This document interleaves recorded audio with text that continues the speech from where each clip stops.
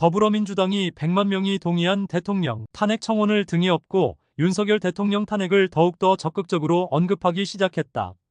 박찬대 민주당 대표 직무대행 겸 원내대표는 3일 국회에서 최고위원회를 열고 혼을 내고 회초리를 들어도 대통령이 요지부동, 마이동풍이니 2주도 안 되는 짧은 기간에 100만 명이 탄핵 청원에 동참하는 것이라고 탄핵을 언급했다.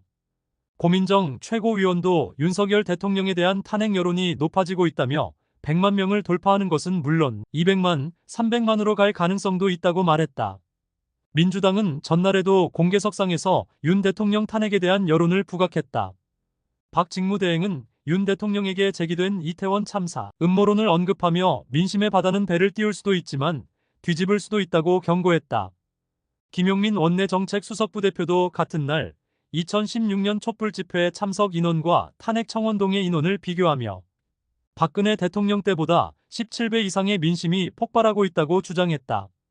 윤 대통령의 최근 지지도 지난달 28일 기준 25%와 같았던 지난 2016년 10월 셋째 주 당시 박 대통령의 사퇴를 촉구하는 촛불 집회 참여 인원은 5만 명이었는데 윤 대통령 탄핵 청원에 동의한 인원은 그 18배인 90만 명에 달한다는 논리다. 조국 혁신당은 윤 대통령 탄핵을 적극적으로 언급해왔지만 민주당은 윤 대통령을 향해 비판의 목소리를 내면서도 탄핵론에는 거리를 뒀다. 그러다 김진표 전 국회의장의 회고록이 민주당 내에서 탄핵이 적극 언급되는 시발점이 됐다. 김 전 의장이 윤 대통령이 이태원 참사 유도 조작 가능성을 언급했다고 주장한 뒤 윤 대통령 탄핵 청원 글에 동의하는 국민이 가파르게 증가하자 이를 언급하지 않을 수 없게 됐기 때문이다. 다만 지도부는 탄핵 추진 의사를 밝히진 않은 채 윤 대통령이 탄핵 청원에 드러난 국민들의 분노를 받아들여야 한다는 수준으로 공세 수위를 조절하고 있다.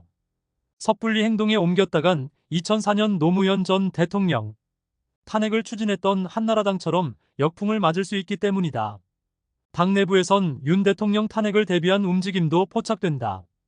윤우덕 의원은 지난 1일 대통령 탄핵 심판 상황을 가정해 헌법재판소장 권한대행 임명 절차를 법률로 규정하는 내용의 헌법재판소법 개정안을 국회에 제출했다. 이종석 헌재소장의 임기는 오는 10월까지다. 강득 국임준혁 의원은 이날 오후 민생경제연구소, 촛불행동 등 단체와 함께 윤석열 탄핵 국민청원 100만 돌파 보고 및 향후 계획 발표 기자회견도 열어 행동계획도 발표할 계획이다.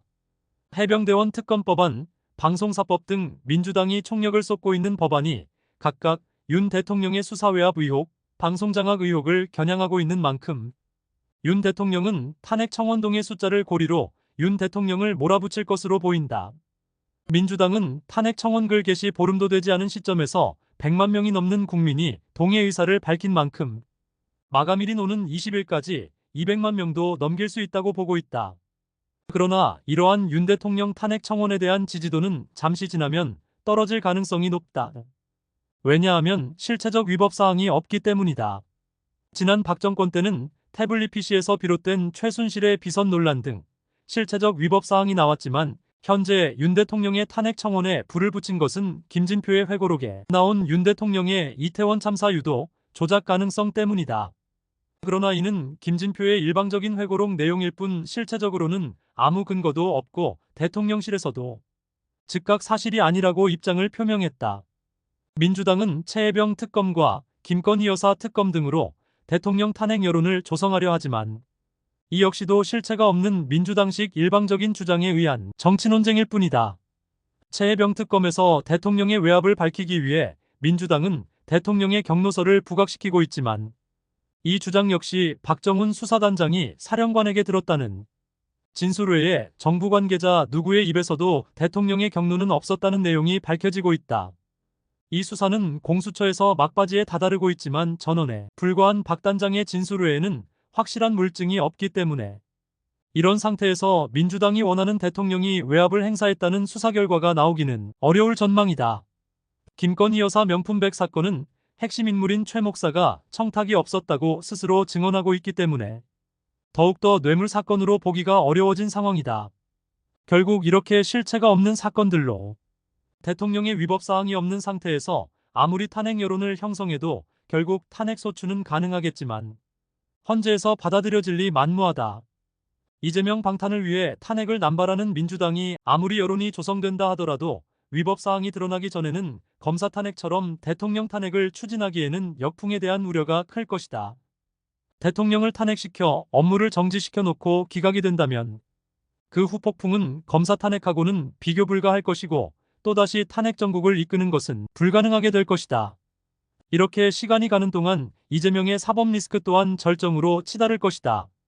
2달 후면 선거법 재판과 위증교사 재판의 1심 선고가 나올 것이고 둘 다 유죄가 유력한 상황에서 형량이 이재명의 당선 무효형 이상 나올 경우 민주당의 당내 분열이 촉발되는 시발점이 될 것이다.